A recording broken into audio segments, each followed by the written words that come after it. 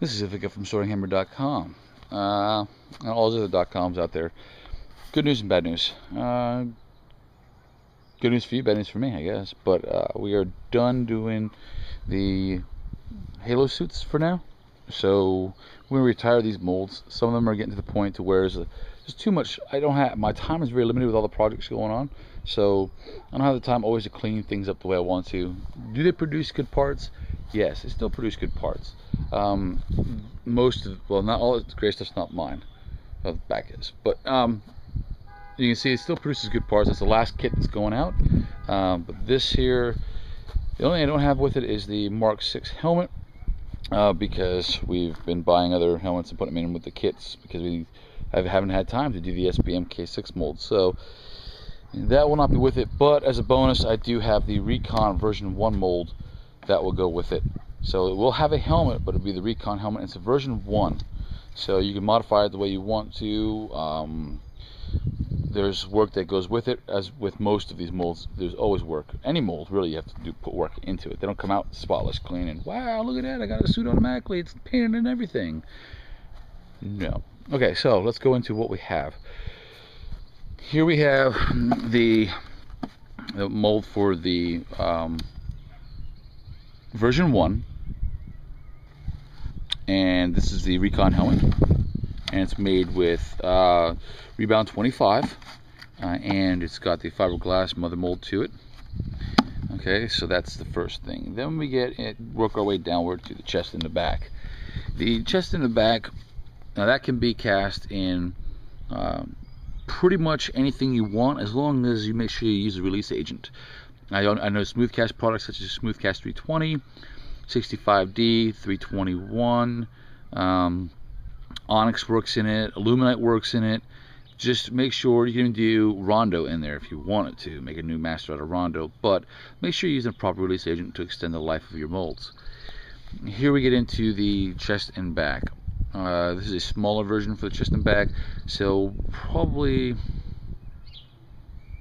yeah, it's a smaller version. It fits me, it fits most people. Well detailed.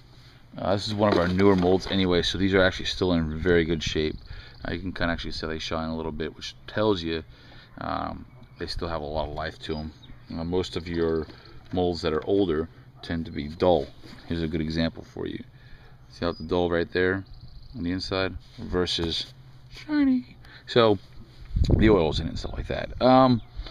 The chest and back can be produced in Smoothcast 320, 21, 65D, Flex Foam 25, even works in this as well. Make sure you get the proper release agents depending on the material you're using. We've done a lot of different materials in these. Okay, so these are still in really, really good shape. The mother molds are fiberglass. They're two-piece molds for the shells. For easy disassembly because of, and I don't have it put together all the way right, so pardon with that. But it's easier disassembly if it's in multiple parts, so you don't get mold luck. Next, we're going to go into, let's see, shoulders. The shoulders, we used shell shock for the shells. Very, very durable. A little bit heavy. The shoulders themselves are made from dragon skin. So it's a glove mold, very easy to pull over. These have been around for quite some time, so they will require work, of course. My suggestion for you all, that's how the interlock right here. My suggestion for you all would be to stick with Flex Foam 25 versus any of the urethane plastics. My older molds should stick with a Flex Foam 25 so it doesn't tear the molds apart. Use release agent and use the Flex Foam 25. Besides the Flex Foam 25, if you have not seen it or do not know what I'm talking about, here's a good example of the Flex Foam 25. If you were to have a plastic shin, for example, then you could end up with locking the shin or issues. But here's what I love about Flex Foam 25. Check that out. It paints up very good. It's very flexible, does not break. You can fall in your armor, you use stunts in your armor, and you won't break it. Any of it. Plastic, you fall once, it's done. So the Flex Foam 25 allows you to have mobility. It's lighter. and it paint's just about the same. You can make a flex foam armor look just like a real armor. Butt plate, it allows you to actually sit down during a con instead of being stuck standing up. So flex foam 25 is not a big issue. It does cost more than the plastic, but it's well worth the comfort. If you've worn armor before, you'll know exactly what I'm talking about.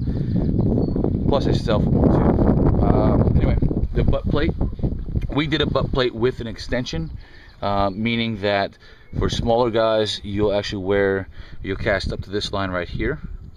The bigger guys, you can cast all the way up to that line. So we extended the butt plate for the bigger people.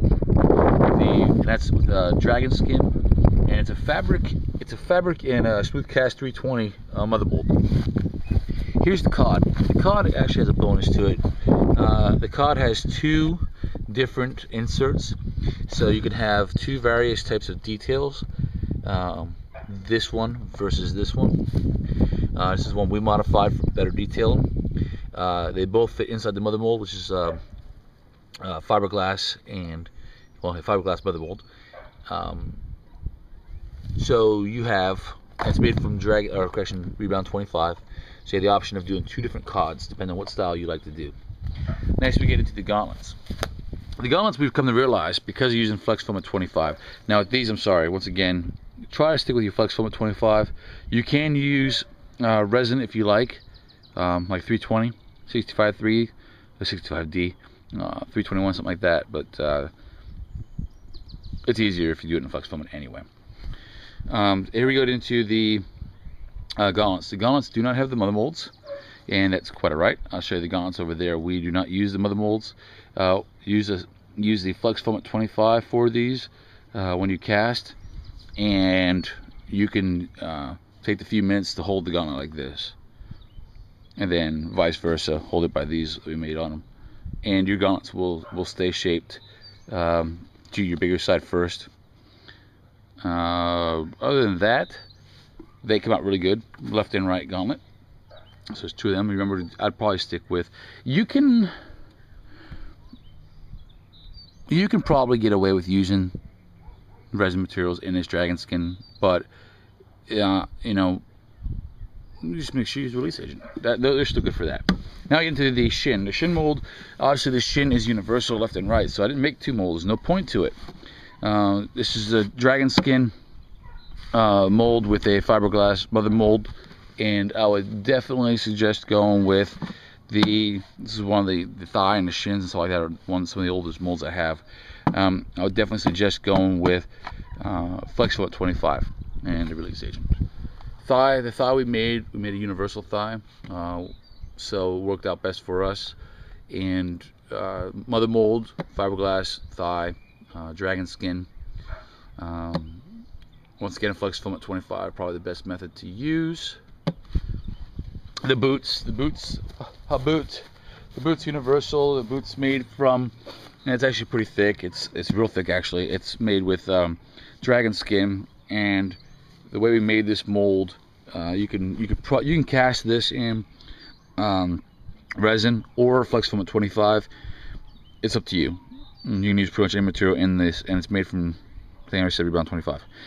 But here's the but, because there's always a but. We use flex foam at 25, so you could bend like a sneaker. It's a mold. It's a style of armor that goes up over your foot. Will go down through the top here, and it will go over your sneaker. So you want to be able to bend your toes and move around without flopping and clunking. Do it in flex foam at 25. You can do it in anything else you want, but it works best with flex foam at 25. Now we get into the hand plates. It's a hand plate Brittany designed. This is second generation mold, so there were some issues with the molding process of it, but it's still cast. You just gotta do some cleanup after you're done. And it's dragon skin, of course. It's a box mold. And we have a box mold here for the side pouches. The side pouches come in two styles if you want, a wider style and then a smaller style. So there's two different versions of the side pouches for the cod, both made from Rebound 25. These molds are very simple to use. You mix your plastic, you pour it in, you walk away. Wait for it to cure, pop it out. Same with this one, same with that one. There's no slush casting, nothing like that. Before you purchase these molds, make sure you watch tutorials on how to slush cast, because every other piece I got out here is a slush cast, meaning you mix the batter up, you pour it in, and you have to slush it around in the mold to get it into the areas you want it to. These three are the only ones where you pour and go.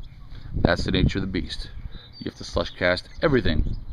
So it is time consuming. I could knock out a suit within a day, probably, if I have a full, like a weekend, if I have a full day to dedicate. But with real life going on, with the Army, training, events, charity work, I realized that they're not getting out there as much as they should. I don't know what else to say. They still have a lot of life in them. You just got to know what you're doing. Make sure you know how to cast before you purchase anything from me. And one of the things I do want to state that is that if, for example, you make a plastic, a resin style cast of each of these things, you can remake what I call a master. And what that would be is, when you buy the molds, take this, make a plastic backpack, set it aside, and that's your master, meaning that it's yours. If this mold were ever to break or rip or anything happen to it, you have a plastic one that you can clean up and remold, then you have a new mold. And same thing for any of these parts. If you want to risk excuse me, if you want to risk taking one that I don't suggest doing plastic in, you still can. I just don't suggest it. Okay, so if you do, you can make yourself a master and remold it, and then have new molds for all these parts. So essentially saying that if you want to buy these, make a plastic of each of these, remold them. You invest your own money, you have brand new molds for everything. The rights for that come with this. It isn't a one shot, one kill. You get these molds, once they're dead, you're out. No, make a plastic copy. If you think your mold's going bad, make a plastic copy so you can clean it up and remold it and sell nice clean parts again. So I'm probably gonna run this for a while. I don't play. Your dragon skin and your rebound 25 is about $200 a gallon. We're looking at just the material costs here alone. A gallon will mold 2 helmets. So imagine, your helmet there. It's about a half a gallon of, well, actually half a gallon to 3/4 of a gallon for a helmet. So you're looking about 3-4 gallons of, well, probably close to $1,000 or $1,200 for in materials alone. Each of my suits sell for, when I do a flex foamet suit, a raw cast, I was doing a special on that one because it was the last one. But other than that, they usually sell for, you can get about $1,500 for a raw. Sometimes I drop down at $1,250 when I'm doing a special. You can get about $2,000, $2,500 for a finished suit. It takes some time to clean everything up and do the painting, all the strapping. Obviously more money for everything you're doing, but you get the point. I'm probably selling these for about $1,000, $1,000 plus shipping. And I have to advise you now, shipping might be a little bit, because these molds are not light. You need to know that molds are not light. I'm in Fort Hood, Texas, which is right next to Killeen, Texas. If you want to do a pickup, we'll arrange pickup, and you won't have to pay the shipping. Shipping will be quite a bit. It's heavy. There'll be multiple boxes. We'll figure out the cheapest route, but looking at $1,000 to purchase and then the shipping to wherever you need them to go. I'd rather not do international, because it'll kill you. It will kill you in shipping. You could probably make your money back. You'd probably break even. Could possibly break even on the first suit, and then you start potentially making profit off the second suit already. So keep that in mind. Flex foamet is about $200 a gallon. but flex foam it will get you.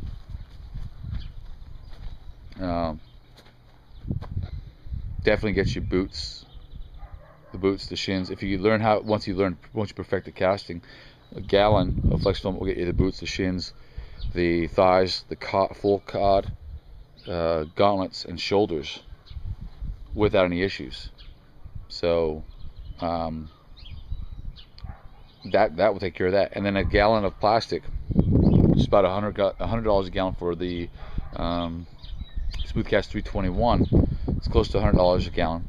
That would definitely get you the helmet, the hand plates, the side pouches. I could probably push it to get all the plastic parts out of a gallon. It's harder to do with the back plate because it's so deep, but it's got potential. So you're looking at maybe, you know, a few $100 in supplies, but you'll make it all back. Very, very easy to do. Remember, if we can do it, so can you.